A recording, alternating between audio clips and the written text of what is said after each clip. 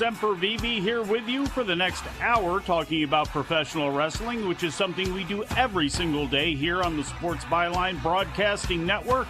Tune in, iHeart, American Forces Radio, sportsbyline.com, over-the-air affiliates like KMAV, 99 KMSR, WYOH, and many others.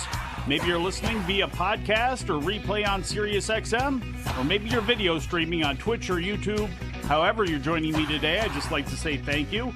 Hopefully wherever you are, it's sunny outside. If not, hopefully it's sunny inside your mind.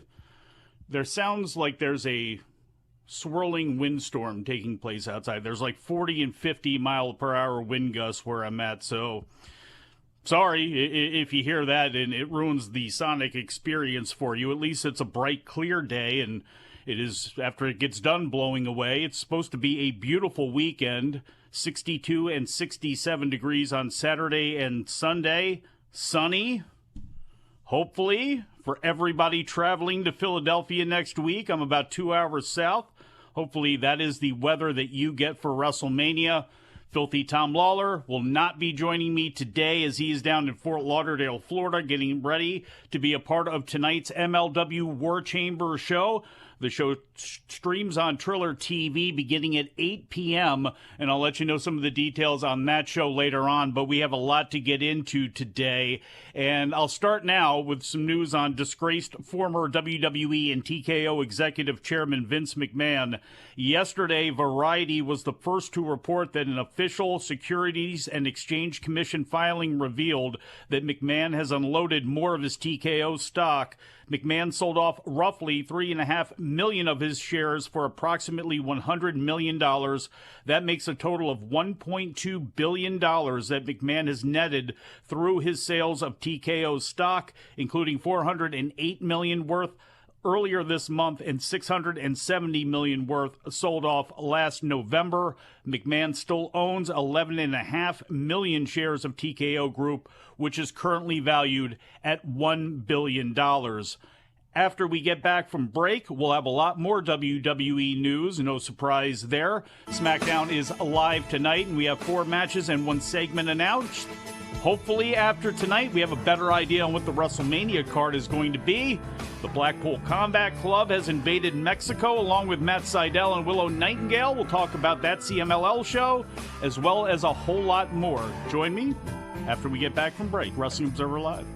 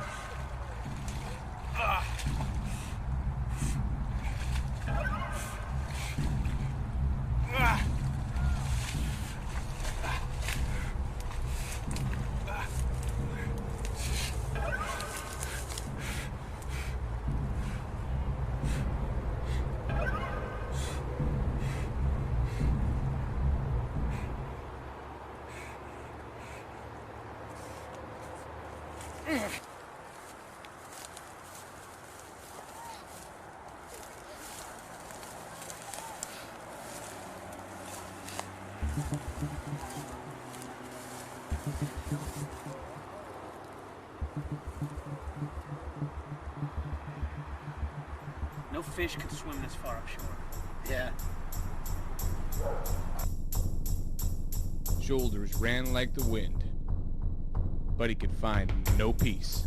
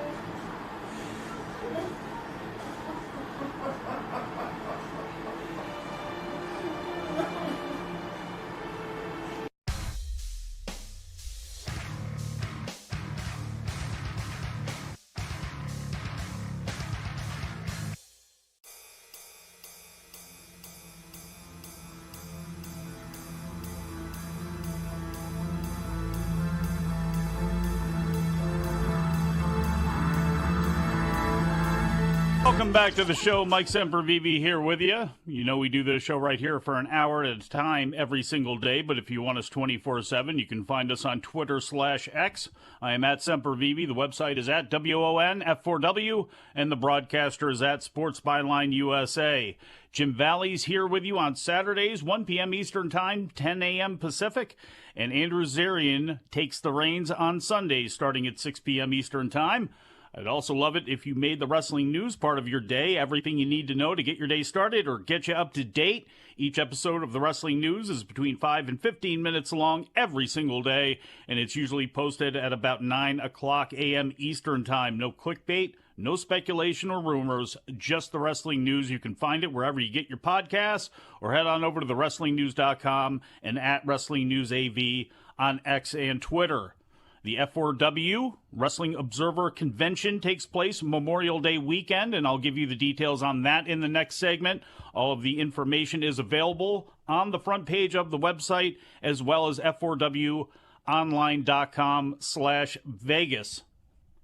WWE SmackDown is live tonight on Fox from the Mohegan Sun Arena in Uncasville, Connecticut. In an Instagram post on Friday, The Rock shared footage of what happened after Raw went off the air. After being told the show was over, The Rock continued to whip Rhodes with his weight belt and continued to keep taunting Rhodes' mother, quote, "What? The show is over and then it stops? F that." The Rock screamed, "Your script, F that."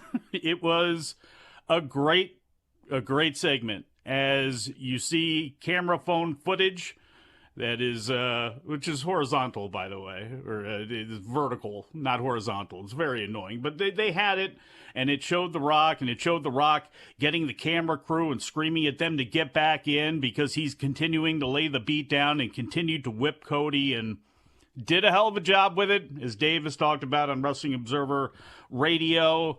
With Dwayne, he wants it to be real, and as real as possible, and he's brought real interest into everything that's been going on, and real drama, that is for sure. We've got real blood as well, too, and as Dave talks about in this week's Wrestling Observer newsletter, don't plan on seeing a whole lot of that, but the door is open for it to, when it's time to use it, be utilized, and have it utilized very well, as it was on Monday night after Raw. Tonight on SmackDown, we have 4 matches and 1 segment that is official. Dakota Kai will face off against Bianca Belair. There are 2 qualifying matches for the 6-pack ladder match at WrestleMania. Austin Theory and Grayson Waller against the Street Profits, and New Catch Republic, Pete Dunne and Tyler Bate against Legado del Fantasmas, Angel Garza and Humberto Carrillo.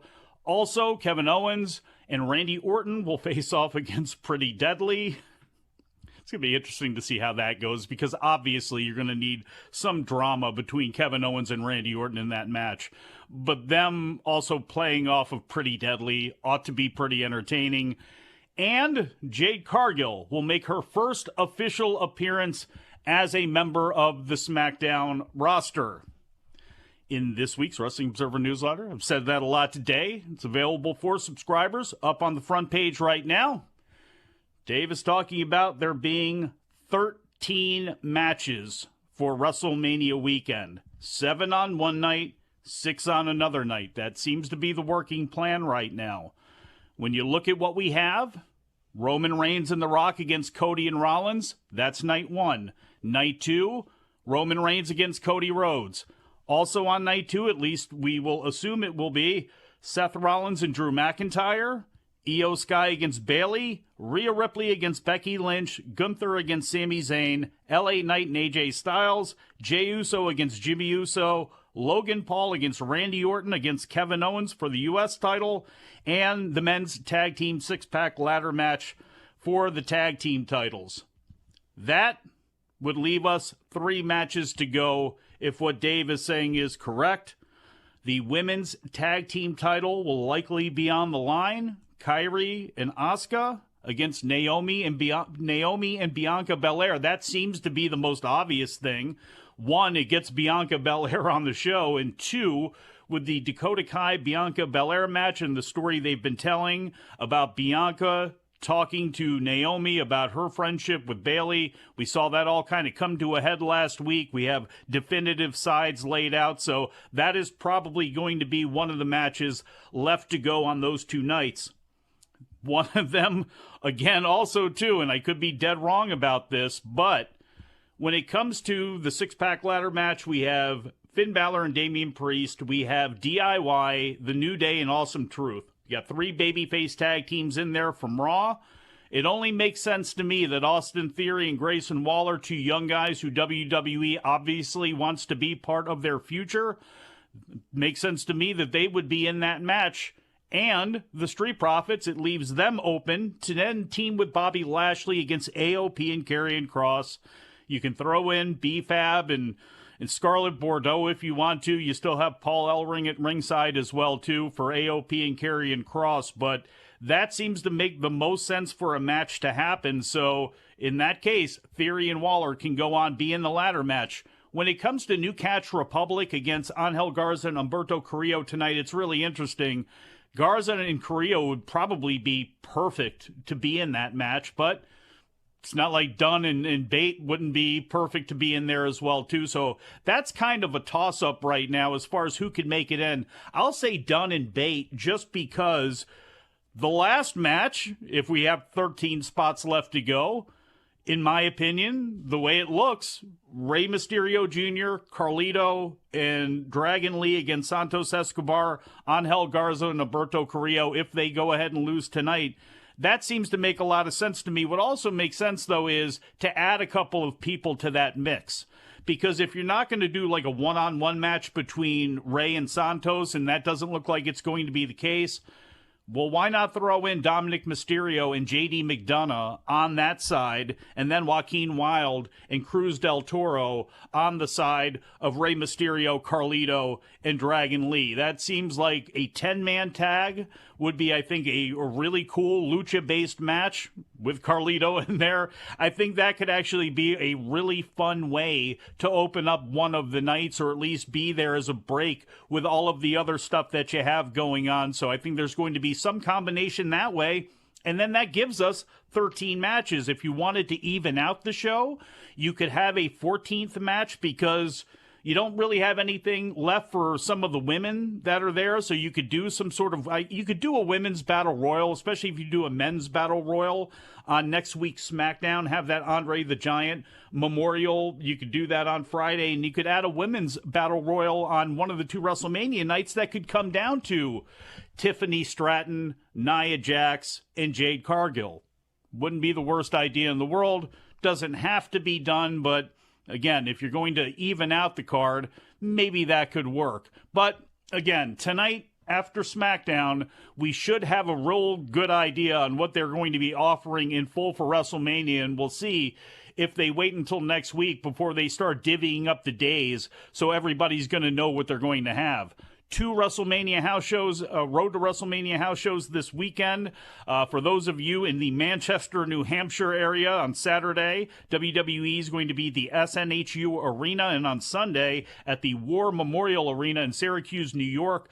That will lead them in on Monday night to the Barclays Center in Brooklyn, New York. That's where Raw is taking place. The only thing we have announced for that show so far is an 8-man tag team match between DIY and the New Day against the Judgment Day in full. Damian Priest, Dominic Mysterio, Finn Balor, and JD McDonough. Got some more news on WrestleMania, as well as Kenny Omega, and a whole lot more when we get back from break on Wrestling Observer Live. And to you, Mr. Khan, thank you. Yes, thank you. Thank you, Mr. Khan. You're welcome. Thank you for believing in someone who left a guaranteed spotlight for something new. Someone who isn't always perfect, isn't always kind, but who is always determined to do her best. Renee Paquette. Thank you. And as for what's next, Anthony, come on, let's spoil your little surprise. Come on, I'm sick of alluding to her. Come on, I am sick of the cryptic hints, aren't we all? I don't care if it's a big business. I don't care if it's next week.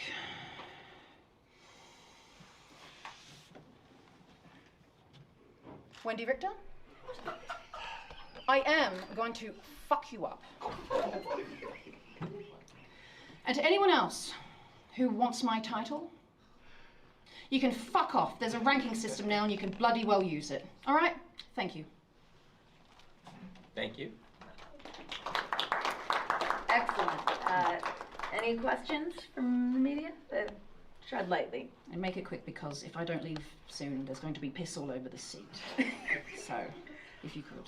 Lyric Swinton, SNME Radio, you talked about the ranking system for your title. How do you feel about your protege's current ranking on those rankings, Mariah May?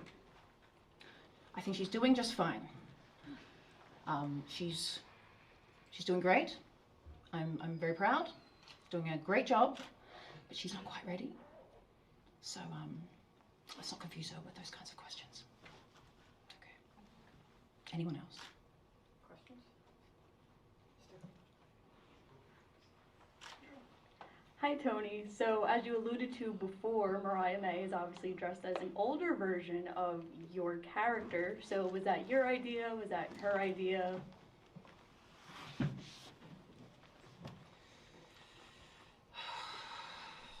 Ideas. I said, didn't I? I said to Deanna I would give her the old Tony Storm and so much more. And here it is. Look at her. Look at her. Fantastic. Anyone else? Ideas come from so many places. Yes. Tony Stumeyer from Sports Guys Talking Wrestling. Have you talked to Susan Tex Green lately? No. Next question. I believe we're done here this evening. Well, thank you, champ. Are we ready to get fucked up or what? Huh? I wish. Thanks, champ. Thank you, sir. Come here, bring it in, big man. I love you. I love you. You're doing a fantastic job. You're the best. In 6 to 8 years, you're going to really blossom. Thank you, darlings. Thanks, champ. Be good. Thank you very much. Stay safe.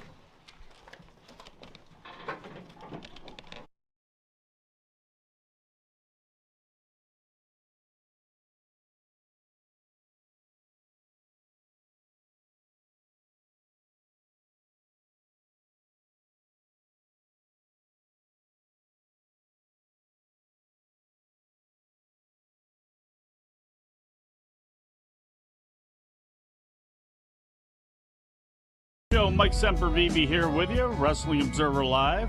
You know, I haven't done this for a while since I've stayed away from the energy drinks, but I have one of these Sprite tropical mixes right here. So here you go for all the ASMR kids. Listen in as the wind whips around in the background. Not as dramatic as a can opening, that's for sure. Hey, folks, not only is there wind during this time of year, it is also the time of year where there is the F4W Wrestling Observer Convention set for Las Vegas, Nevada, Memorial Day weekend, as it always is. Go to the front page of the website for details on this, but I'm going to give them to you right now if you're driving around, if you're one of the truckers out there who make radio and podcasting so wonderful because, well, you guys need content when you're on the road, and we really appreciate you, you know, listening to us. We really do. I appreciate that at least, okay? I do. Anyway, this is what it says here on this website. We welcome current subscribers, past subscribers, friends, family, wrestlers, pets, and anyone else that wants to come along. Pets. Little people with pets? Anyway, doesn't matter. Little person, big person, medium-sized person. Doesn't matter your race, creed, or color. Doesn't matter your religion. Everybody is welcome to come. Maybe not all of you at the sweet party at one time because we want there to be a good time there. But anyway, again, as long as everybody acts all right, it'll be fine. A lot of stuff taking place Friday, May 24th through Sunday, May 26th. There are things you can buy tickets for, including the all-you-can-eat dinner at Texas Day Brazil, a meet and greet with Bryan Alvarez and Vincent Verhey, followed by a live Q&A session. Pro wrestling as promoted by Ed in San Antonio. It is Poder Seis. a suite party. There's going to be details on that coming soon, so keep your eyes peeled to the website. And an annual brunch at the Wicked Spoon. Again, you can buy tickets for any of those events. Get them before they sell out, because they do actually sell out. Any questions, you can go ahead and drop them a line. Hopefully everybody enjoys their time in Vegas. Hopefully Brian and Vinny see you all out there. I will not be out there. I don't leave my house much anymore. The beach is very close. That's pretty much all I need. I won't be going to Philadelphia either, but a lot of you are. In fact, so many of you are that WWE has added seats. They have raised the capacity to 62,251 for both nights, according to today's Wrestling Observer newsletter. Night 1 is currently at 59,876 tickets sold, with 2,570 of those on the secondary market, with a get-in price of $148. Night 2 has 61,197 tickets out, with 2,380 on the secondary market, with a get-in price of $189. So right now it's going to cost you at least around $190 for one ticket to get in if you have not already. Dave notes that the prices have dropped noticeably over the last 2 weeks, even as the storylines have heated up, but that is the usual pattern that these secondary market tickets usually take. So a lot of people going to be in there for those 2 nights right now. Also in this week's edition of the Wrestling Observer newsletter, Dave Meltzer provided a status update on AEW star Kenny Omega, and it's not super positive. This was posted up to the main page of the website earlier today by Joseph Courier, so if you want to check out the story, you can go ahead and do that. Omega, of course, has been out of action since December due to diverticulitis. Quote, while no decision has been made, it looks more likely than not that Kenny Omega will be getting surgery on his intestines. He's had his ups and downs, but has largely been dealing with a good amount of pain for months now. He said surgery is becoming more and more likely as 2 different doctors have told him they think it's the best option. It's not 100% that he will have surgery, but it's looking more likely, particularly if he wants to get into condition to resume his career, that he will probably have to get rid of the perforated sections of his intestine and colon. Later, Dave writes, we keep going back to Davey Boy Smith Jr. and Brock Lesnar, who both returned at a high level, and both of their situations were very bad as well, but Omega's situation was legitimately life-threatening, end quote on that. So all the best to Kenny Omega. Looks like he's going to be facing surgery. Not sure how long that would keep him out for, but it is probably going to be a significant period of time when you include the rehabilitation time that he's going to need before he comes back, just to get his body back up to par, to get back into the gym, to do the work that he needs to do to get back into the ring. So maybe a long time before we see Kenny Omega again. AEW Collision will be in London, Ontario on Saturday night inside the Budweiser Gardens. Next week's show, next Saturday's Collision, will be airing at 11:30 p.m. Eastern Time. So that is when that is going to be taking place, is getting pushed back.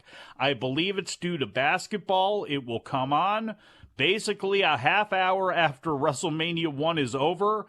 I'd have to look at the schedule, and I admit I have not done that for every single independent show that is going to be taking place, so I'm not sure if it's also going to be doing battle with Joey Janela's Spring Break or anything like that, but I'm sure there's going to be a card going off, at least one, if not probably 7, is somewhere in Philadelphia or in southern Jersey that weekend, that night. So next week's Collision, again, 11:30 p.m. Eastern Time. This is going to be the last one this week that's on schedule. 6-man tag team match, Lance Archer and the Righteous against the Blackpool Combat Club. Bryan Danielson and Claudio Castagnoli, that is. They'll team with Katsuyori Shibata. So hopefully there are no flight delays getting out of Mexico. I'll get to why later on here. Hopefully the BCC makes it on time to London, Ontario. That's a hell of a trip. after wrestling in Arena, Mexico tonight in Mexico City. Skipping up to London, Ontario, Kyle O'Reilly will be facing a mystery opponent.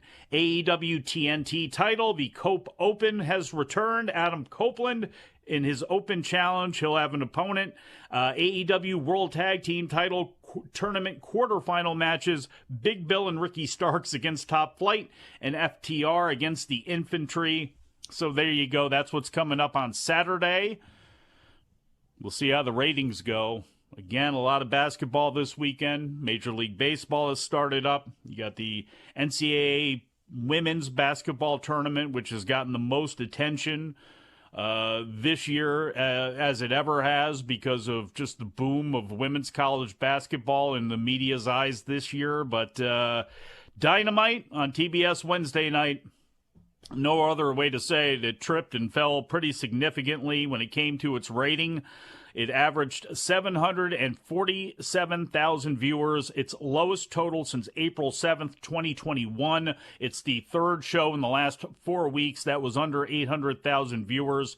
In the 18 to 49-year-old demo, the show's .23 rating and 301,000 viewers is the lowest it has done, Dynamite that is, since October 23rd, 2021. That show aired on a Saturday. When it comes to its normal Wednesday night slot, it is the worst that the show has done since June 24th, 2020, and is tied for the second lowest of all time on that day. That said, it was still the third-ranked show on cable TV in that demo for the night. It trailed two basketball games, NBA basketball games on ESPN. Everything else that night between 4 and 14 were either ESPN or Fox News shows. So the next closest thing came in at number 15, and that was the NHL game on TNT. Remember TNT? They used to air Dynamite. That game was Boston and Tampa Bay, and this is always something that drives wrestling fans a little bit crazy when it comes to the NHL's ratings in relation to AEW or WWE or anything else. That NHL game finished with a .13 18 to 49 rating and 472,000 viewers. So AEW did kick the NHL's butt, but it doesn't matter. Once again, under 800,000. So everybody out there that likes to either make fun of AEW or defend themselves from WWE, have a field day with all that sort of stuff. There you go. CMLL tonight, as I mentioned earlier on, as they do every Friday night inside Arena Mexico, but they've got some special visitors. The show is completely sold out way in advance, which is really something else because it's just a rarity. When it comes to shows in Mexico, they still rely on people walking up to the show the night of or the day of to sell tickets. But this show's completely sold out. It is available through streaming, through CMLL's subscription YouTube site. If you go to YouTube, I think the minimum to watch these shows, I think it's $24.99 for all the live shows. You'd have to go in and check. It's all listed right there, but 2 out of 3 falls, 8-man tag team match. Wheeler Yuta could not make it. Matt Sydal filling in alongside Jon Moxley, Claudio, and Bryan Danielson as they take on Blue Panther, Mystico, Ultimo Guerrero, and Volador Jr. Apparently Blue Panther putting the mask back on tonight. Also, the Torneo Increíble de Parejas. Yeah, I'm sure I butchered that. Basically is what happens here is a good guy teams with a bad guy and they face another good guy and another bad guy. That's what's going to be happening there. They've had a tournament last week.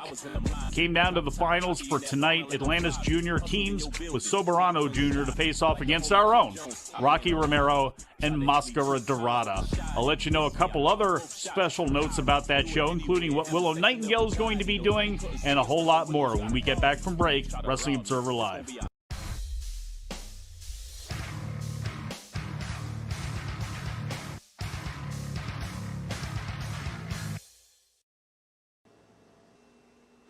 We've almost reached the pinnacle of the tour, but this is one of the most important things. This is the computer. This is the workstation where I do the majority of the actual physical part of putting Figure 4 together. I do the writing here, the editing here, of course the phone calls, even the microphone here when we used to do Wrestling Observer Live, which has since died. And in fact, I better put the screensaver on here so this doesn't get burned into the screen. But putting the newsletter together, people understand, it's a lot of hard work and dedication, like 2 to 3 hours per week sometimes I have to spend on it. And hold on a second. Figure 4, who's this? Carl Thorillo? Yeah. Yeah, hey, listen, can I call you back? I'm doing something here right now.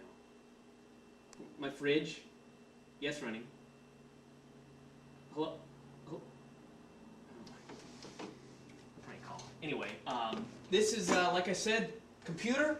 Got the TV here. This is pretty much the place. This is going to be a quick tour of the trophy room. This is actually my trophy case. It's made of mahogany, very expensive. But what is worth far more than the case itself is what is inside, and that is the medals from the various sports and the accomplishments that I've achieved during my lifetime. This first drawer here is my gymnastics medal. Here, I got state and such. These are my Taekwondo medals. These down here, amateur wrestling medals. And down here are the 26 medals that I won in the 5-kilometer walk down to the Bothell Landing over the course of the past 5 years. And, you know, I realize that I'm a 4-sport superstar right here, and some people, you know, it might bother them that they haven't had such achievements in their life, but I think that the whole point is that you can achieve anything.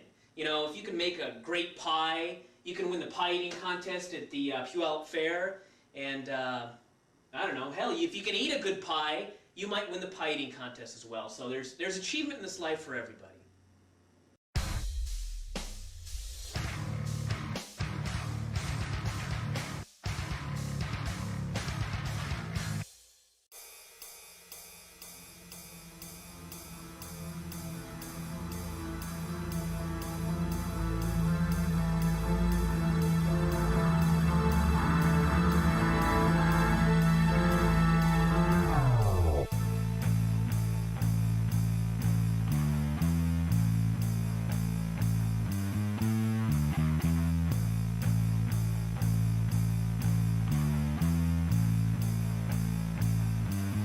Sempervive here with you, Wrestling Observer Live. No Filthy Tom Lawler, no Bryan Alvarez. They'll be back with you on Monday. Filthy for Daily, he and Bryan, is one of your perks that you get as a member of WrestlingObserver.com. I assume Bryan Alvarez is going to be back with me and all of you for free over these airwaves on Wrestling Observer Live come Monday. We'll find out. Distracted here. It's opening day for those teams that were rained out yesterday. Currently right now, if you do nothing but listen to Sports Byline all day, you always have it on in the car. You're wondering what's going on in the baseball games because you don't really know what's going on with wrestling, but you obviously you can't turn the dial to anything else. Milwaukee up 3-1 right now in the New York Mets, bottom of the 7th. The Atlanta Braves, Philadelphia Phillies, 0-0 right now, top of the 3rd. There's your baseball update. Take it back to your Arena Mexico update. Blackpool Combat Club, as I mentioned, going to be down there with Matt Seidel in that match against Blue Panther Mystico, Ultimo Guerrero, and Volador Jr. Also, Willow Nightingale makes her, I don't know if it's her first appearance in Mexico or not. It may be. I would assume that it is, at least for CMLL. Don't know. Doesn't matter. She's there. She'll be teaming with Tessa Blanchard and La Catalina to face off against Juvia Zeusis and Stephanie Vaquer. Mask versus mask 4-way match.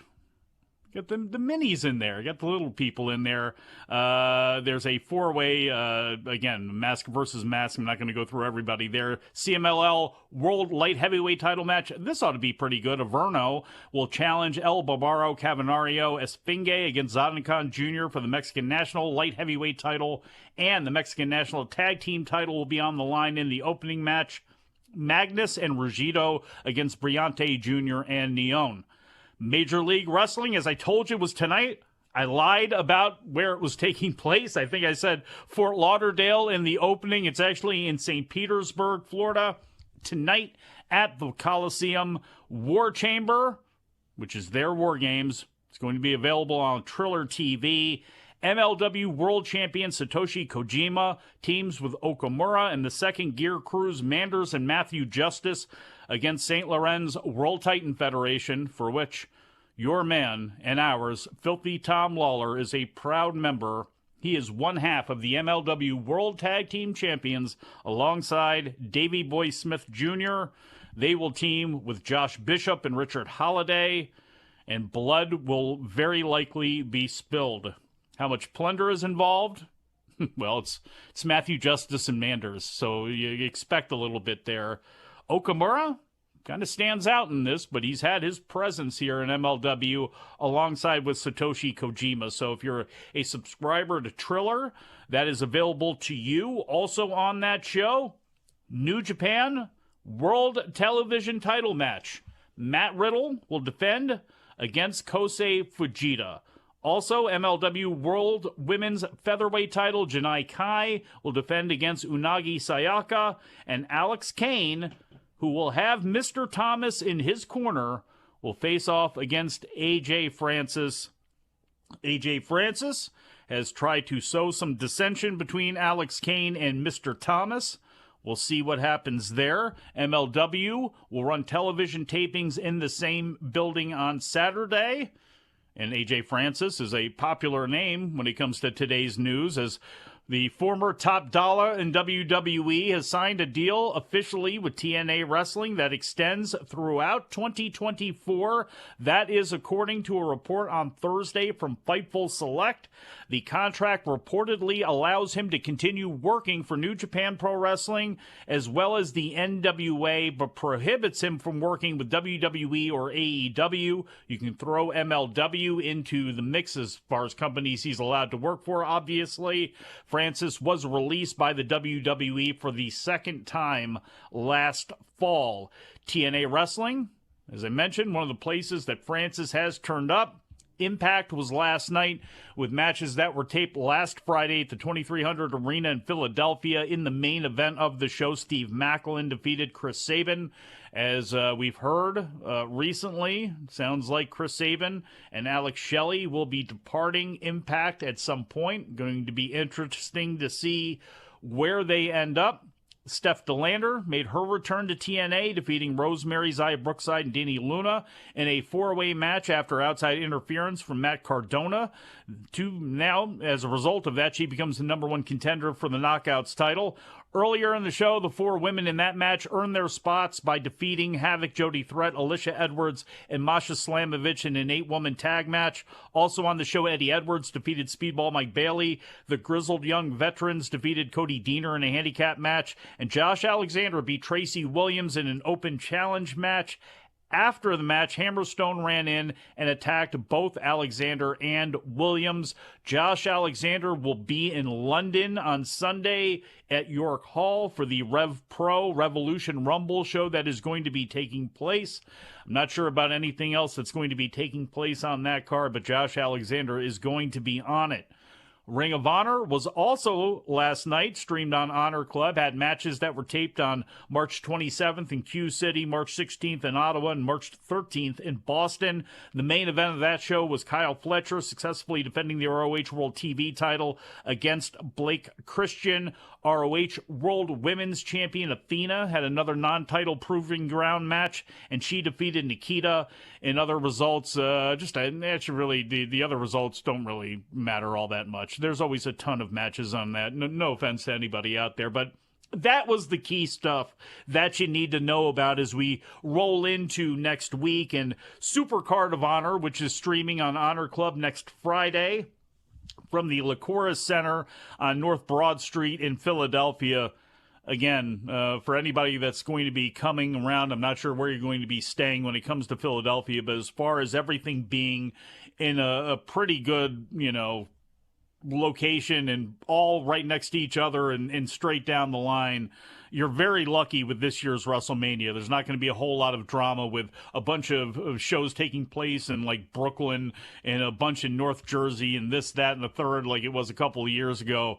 And that's why everybody, including Bryan Alvarez, hates going to New York for WrestleMania. It should be smooth sailing if you do all of your planning out before you get to town. But, again, the ROH show, Supercard of Honor, world champion Eddie Kingston defends against Mark Briscoe. I just saw a video package that was on ROH TV last night. An outstanding video package of Mark Briscoe saying that's where it all started for them. 16 years old, wrestling at the old ECW arena, wrestling in Philadelphia for Ring of Honor, the Ring of Honor Originals. I just don't see how could you have Mark Briscoe take an L on this night next Friday in Philadelphia. Ain't gonna happen. Eddie Kingston is going to lose that ROH World Championship. Athena will defend her ROH Women's title against Hikaru Shida. I say unless Hikaru Shida is going to be in Ring of Honor for a extended period of time, and I guess I could see why you'd want to do that working with many of the women on the roster. Unless she's going to be there full time, no reason to put the belt on her. She can be utilized far better with the women that you're bringing in and the women that you have over on AEW proper. So Athena, I'll give her the Duke here. Kyle Fletcher against Lee Johnson. Probably going to be a hell of a match. Probably going to be just a lightning. Probably going to be a surprise. Hopefully Lee Johnson, big shotty here. Big opportunity for him because obviously there's been a lot of groundswell of support for Kyle Fletcher as far as being the next Ospreay, the next breakout star, whatever you want to call him. But I would think that he holds on to his title here, but this could be a big opportunity for Lee Johnson if he shows off just as much as Fletcher is expected to. Women's Television Championship Tournament Final, Queen Aminata against Billy Starks. Could go either way. I could understand it going either way. I'm still taking Aminata. They have now added, though, Mina Shirakawa, World of Stardom champion Micah, and May Sierra facing off against Azumi, Tam Nakano, and Saya Kamitani. That ought to be awesome. That ought to be really fun. Stardom, they're going to be in town anyway, and they finally announced, now that we have a match added to ROH, we know a lineup for American Dream 2024 in the Keystone State. They have very long show titles. That show is taking place Thursday night at the already sold-out 2300 Arena in Philadelphia. World of Stardom title, Micah against Megan Bain, Mina Shirakawa, Mariah May, and Zaya Brookside, the original Club Venus, gets back together to face Mayu Iwatani, Tam Nakano, and Momo Kogo. Syuri and Konami against Willow Nightingale and Saki.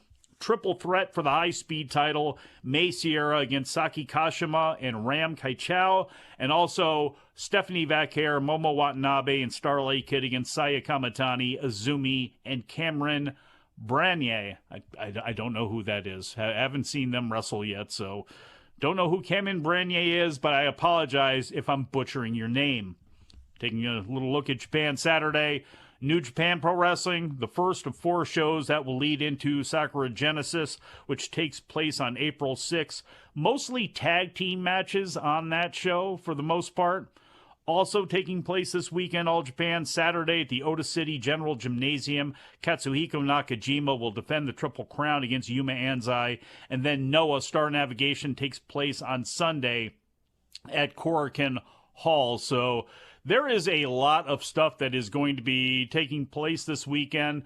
There's going to be just a ridiculous amount that is going to be going on next week. Again, I haven't even looked forward to seeing all of the matches that are going to be taking place. The collective, I think, is good for, at least 9 matches, something like that, or 9 shows at least, something like that. You got the WrestleCon shows will all be taking place. The Mark Hitchcock Memorial will be going on. Just a ton of stuff, plus all of the meet and greets as well, too.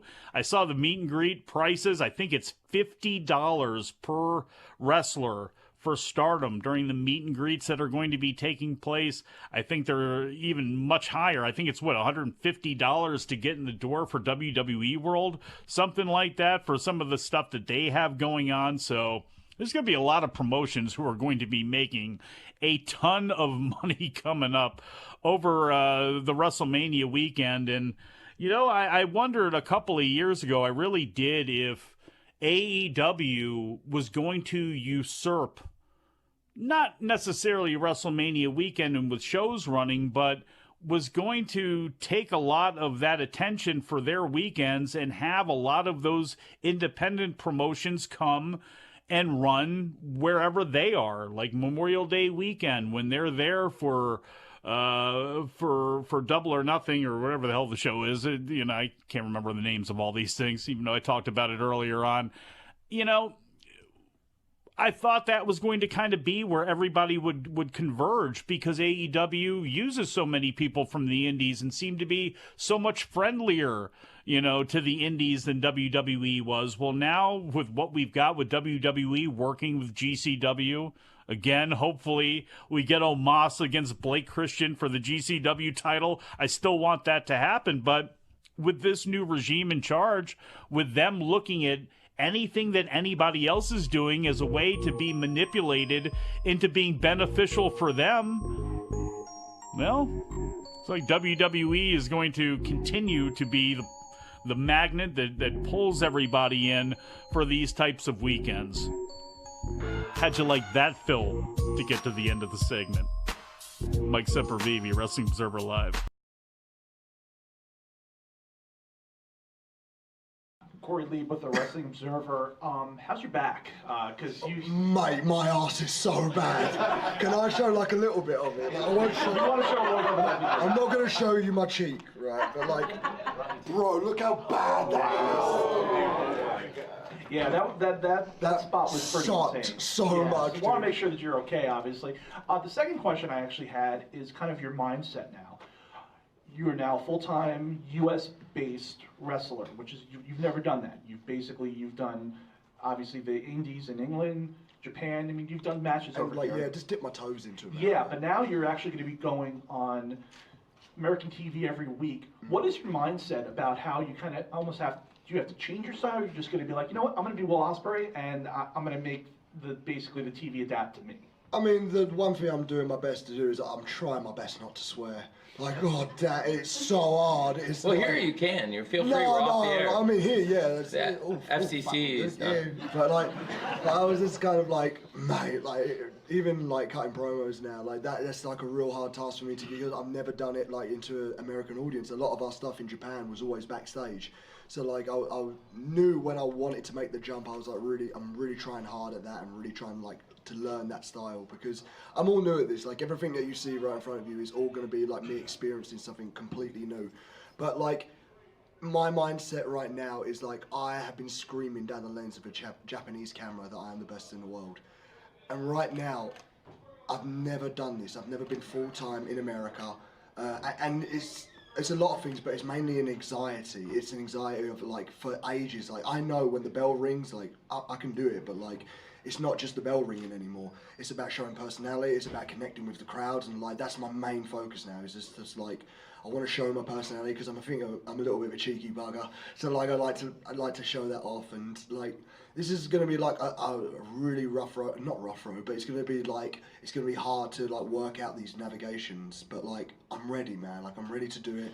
I'm ready to be completely vulnerable out there, and just like, if I mess up, shout you up to me. Like, I don't mind. Like, I'm here to learn, and like, I'm not going to get it right away, but like I'm doing my best. And I think, like, honestly, out there today, I think if that's the first thing that I've got, like, everyone's fucked, eh?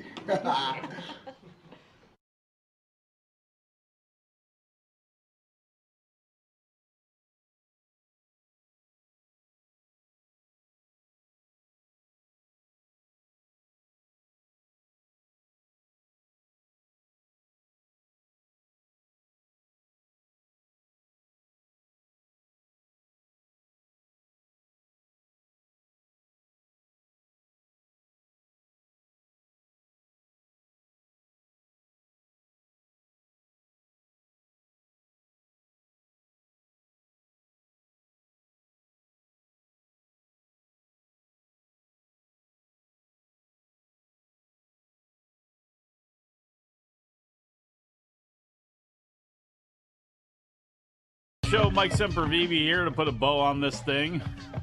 According to Drew McIntyre, his segment with CM Punk and Seth Rollins from Monday's Raw was not heavily scripted. I think we know that. Joseph Courier posted this up to the front page of the site about 7 minutes ago.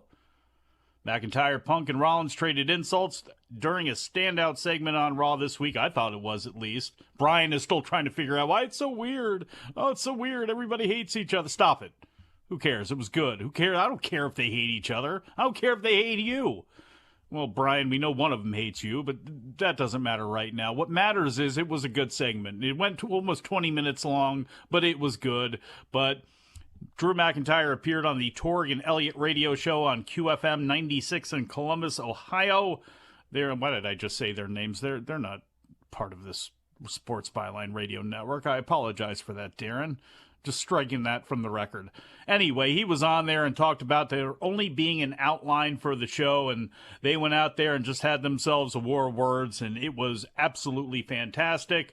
Still, technically, apparently, reportedly, allegedly, Drew McIntyre has not re-signed with WWE as of yet.